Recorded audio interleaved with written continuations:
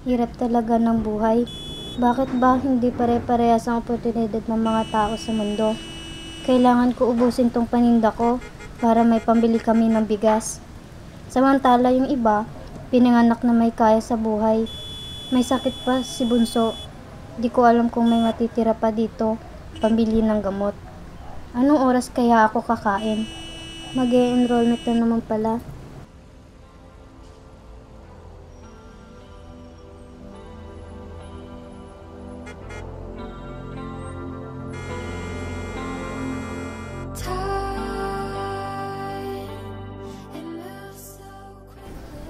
Sisimula na naman ang araw.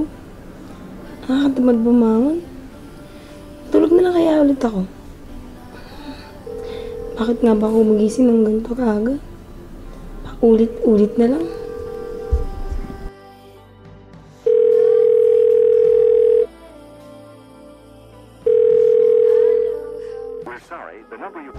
Hi Angelica! Congrats! Graduate ka na. Oo nga po, sa awa ng Diyos. Nakatapos ka rin ng high school na bunga ang pinaghirapan mo. Kailangan natin i-celebrate ito. Tara, punta tayo sa bahay. Naku, kailangan ko matapos ang mga 8 oras na kailangan sayangin.